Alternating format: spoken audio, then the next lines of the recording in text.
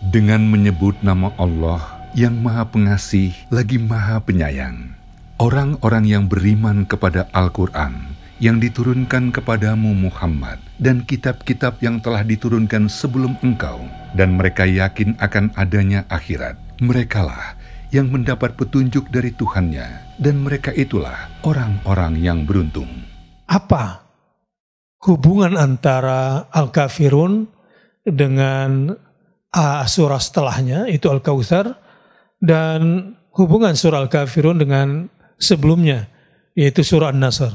Nah, di surah An-Nasr kita kemarin sudah membahas, ya setidaknya, tapi bisa kita ulangi sedikit tekanannya bahwa memang menjadi seorang muslim yang dijamin kemenangannya oleh Allah Subhanahu wa taala, ya, tidak boleh rendah diri.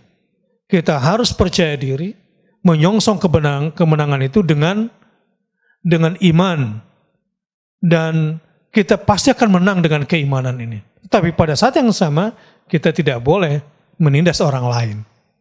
Gitu ya kira-kira sedikit korelasi. Nah sekarang korelasinya dengan surah Al-Kautsar. Ya. Kalau susunan mushaf Al-Kautsar, berarti Al-Kautsar itu surah sebelumnya. Sebelumnya, kalau susunan mushaf ya. Mushaf. Dari ini kalau bahasan kita agakmu dari belakang ke depan. Ya, ini kurikulum kita di belakang. Iya. Itu hubungan yang sebelumnya berarti An-Nasr. An-Nasr. Ya. Nah, Al-Kautsar itu penutup ayatnya, Inna syani'aka huwal abtar. Inna syani'aka huwal abtar. Sesungguhnya pembencimu, hai Muhammad, dialah yang terputus. Yang terputus. Ya. Ada dua nikmat di dalam Al-Kautsar. Pertama, diberikan Al-Kautsar itu nikmat yang banyak. Di antara makna Al-Kautsar selain adalah sungai di surga, telaga di surga, juga Al-Kautsar maknanya adalah meskipun Rasulullah SAW itu tidak punya anak laki-laki yang hidup lama, tetapi keturunannya dari perempuan itu dinisbatkan. Iya. Sebagai bentuk Al-Kautsar. Jadi keturunan Rasulullah itu akan terus, sementara para pembenci Rasulullah itu akan terputus. Iya. Keturunan ke bawahnya. Nah, kemudian surah Al-Kafirun ini Rasulullah diperintahkan untuk tegas kepada para pembenci itu.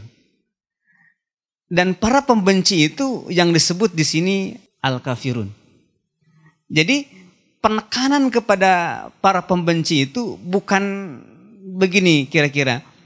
Jadi hubungan apa disebutnya emosional dengan orang-orang para pembenci itu. Jadi kalau membenci, ada orang membenci, maka sebenarnya janganlah kita jadi membenci orang itu.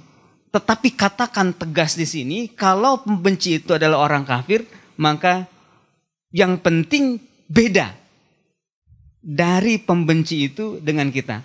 Kita beda dengan pembenci itu. Maka qul ya ayyuhal kafirun. Menyatakan Allah perintahkan kepada Rasulullah untuk menjadi beda dengan orang-orang kafir itu. Ya. Jadi tekanannya kepada pembedanya itu ya. Baik sahabat. Jadi itu tadi korelasinya antara surah Al-Kafirun dengan Al-Kautsar. Kalau dalam kitab Nuzumud Durar saya bacakan, di dalam surah Al-Kautsar disinggung bahwa nasib para pemuka yang memusuhi Nabi pasti akan terputus. Ya. Maka di surah Al-Kafirun diterangkan pula tentang para pemuka kafir yang terputus itu. Ya, kemungkinan besar yang datang 4 orang itu kan. 4 orang negosiator itu.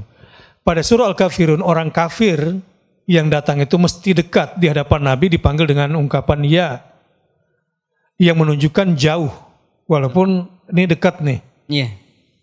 Karena apa? Karena mereka jauh dari kebaikan dan kesesatan yang sangat jauh. Betul.